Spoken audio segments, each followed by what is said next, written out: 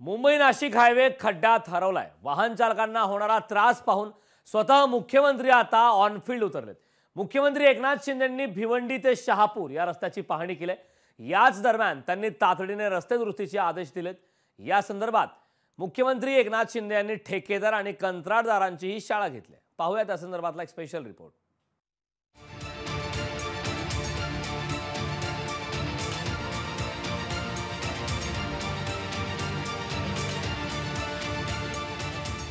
महाराष्ट्रातले रस्ते खड्ड्यात गेलेले असताना मुख्यमंत्री एकनाथ शिंदे स्वतः फील्डवर उतरल्याचं पाहायला मिळालंय।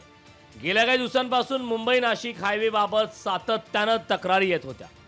भिवंडी पडघा शहापूर भागातले खराब रस्ते आणि वाहतूक कोंडीचा सामान्यांना प्रचंड त्रास सहन करावा लागत होता। मुख्यमंत्र्यांनी MSRDC सह संबंधित यंत्रणांना गुरुवारी सूचना दिल्या होत्या, पण त्यानंतर मुख्यमंत्र्यांनी फील्डवर उतरण्याचा निर्णय घेतला। भिवंडीपासून त्यांनी हायवेवरील खड्ड्यांची पाहणी सुरू केली।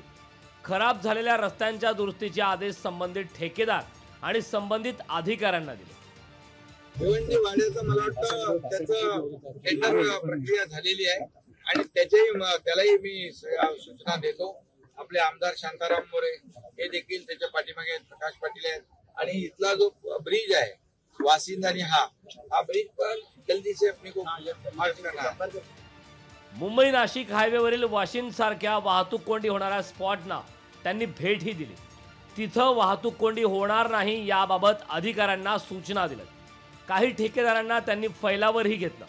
गणेशोत्सवाच्या आधी रस्त्यावरील खड्डे बुजवले जातील याबाबत त्यांनी खात्री करून घेतली। मैंने कहा है उनको कि मशीनरी लगाओ, मैन पावर आप ज्यादा लगाओ और ये जल्द से जल्द आप हमारी मीटिंग हुई है और इसमें सभी लोगों का सहयोग, टीम बनकर पुलिस उसका ट्रैफिक का नियोजन कर रही है ताकि यहाँ पर सभी का मकसद एक ही है, यहाँ के जो प्रवासी है उनको जल्द से जल्द राहत देना। मुख्यमंत्री एकनाथ शिंदेंनी शहापूर पर्यंतच्या रस्त्याची पाहणी केली। मुख्यमंत्री रस्त्यावर उतरल्यानं यंत्रणा कामाला लागली आहे, त्यामुळे मुंबईत येण्याचा रस्ता येत्या काही दिवसात तरी चांगला होईल अशी अपेक्षा निर्माण झाली आहे। शुभम कोळी, लोकशाही मराठी, ठाणे।